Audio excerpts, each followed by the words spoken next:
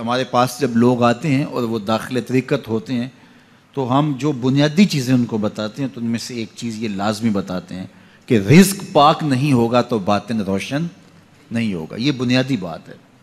اگر رزق پاک نہیں ہے تو میرے حضور نے ارشاد فرمایا کہ ایک بندہ سفر کر کے کعبۃ اللہ کے صحن میں پہنچتا ہے اور کعبے کے پردوں کو تھام رہا ہے, وَيَمُدُّ يَدَيْهِ, اور لمبے لمبے ہاتھ کر کے کہتا ہے اے اللہ, لیکن اس کا کھانا حرام ہے, اس کا پینا حرام ہے, اس کا لباس حرام ہے, وہ غُذِیَ بالحرام, اس کو غذا حرام سے دی گئی ہے. میرے حضور نے فرمایا اس کی کوئی دعا قبول نہیں ہوگی. سفر کیا, جنگل پہاڑ کاٹے, سمندروں کو پاٹ کر کے آگے گیا, ہواؤں کے کلیجے چیر کے آگے بڑھا, مہینوں کی مسافتیں طے کر کے گیا اور کعبۃ اللہ کے سامنے کھڑا ہے, سین حرم میں مطاف میں کھڑا ہے, لیکن اس کا جسم حرام سے پلا ہے. اس نے جو پہنا ہے اس لباس کا تانا یا بانا حرام کا ہے, اس کو غذا حرام کی دی گئی ہے, اس نے پیا حرام کا ہے, اس نے کھایا حرام کا ہے, تو پھر اس کا یہ سارا سفر رائے گاں چلا جائے گا, اس کو کچھ نصیب نہیں ہوگا. تو سب سے پہلی شرط اس عنوان سے عقل حلال ہے. اس کے بعد پہ صدق مقال ہے کہ آپ کی زبان جھوٹ نہ بولے. جب کوئی شخص جھوٹ بولتا ہے, روحانیات تو دور کی بات ہے, اللہ کے فرشتے اس سے 1 میل دور ہٹ جاتے ہیں. جب کوئی شخص جھوٹ بولتا ہے تو حدیث پاک میں آتا ہے اس کے منہ سے ایک خاص قسم کی بدبو نکلتی ہے.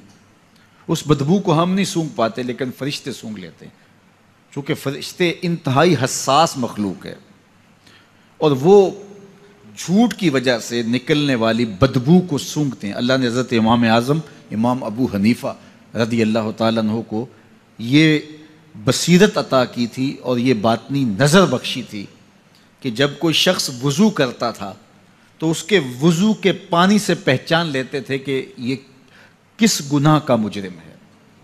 جب بندہ وضو کرتا ہے تو وضو سے ہاتھوں کے گناہ جھڑتے ہیں, منہ کے گناہ جھڑتے ہیں, تو وہ وضو کے پانی سے اس بات کو محسوس کرتے تھے.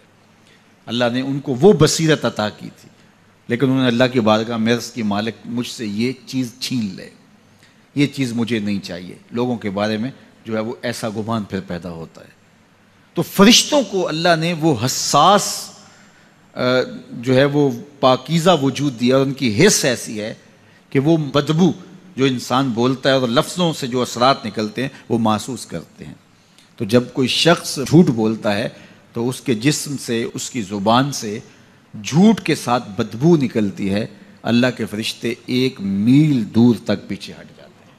تو مجھے بتائیے, جو شخص جھوٹ بولتا ہو کیا اسے کوئی روحانی مرتبہ مل سکتا ہے؟ یہ سوچا بھی نہیں جا سکتا, یہ امکانات سے ہی نہیں ہے.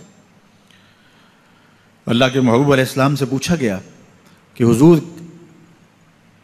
کوئی مسلمان, کوئی مومن کیا بزدل ہو سکتا ہے؟ فرمایا نہیں, وہ بہادر ہوتا ہے, لیکن ہو سکتا ہے کبھی اس سے بزدلی بھی سرزد ہو جائے. انسانی کمزوری ہے, کبھی انسان بہت طاقت میں ہوتا ہے اور کبھی انسان کمزور بھی پڑ جاتا ہے. فرمایا ہو سکتا ہے کبھی اس سے ہو بھی جائے. پھر پوچھا کہ بخل کر سکتا ہے؟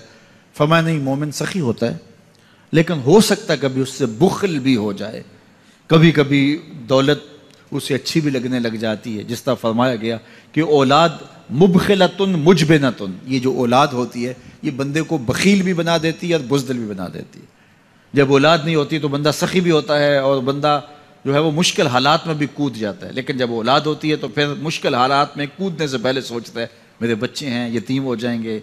اس کو یہ خیال آتا ہے, پہلے ایسے مال لٹاتا ہے لیکن اولاد ہو جائے تو پھر وہ اولاد کا سوچتا ہے کہ ان کے لیے کچھ میں جمع کر لوں. تو اولاد فرمایا میرے حضور نے کہ مبخلہ و مجبنہ, یہ بخیل بھی کر دیتی ہے اور یہ کمزور اور بزدل بھی بنا دیتی ہے. تو مومن ہوتا بہادر ہے لیکن ہو سکتا ہے کبھی اس سے بزدلی بھی ہو جائے. مومن سخی ہوتا ہے لیکن کبھی ہو سکتا ہے اس سے بخل بھی ہو جائے. لیکن تیسرا سوال حضور سے پوچھا گیا کہ مومن جھوٹا ہو سکتا ہے؟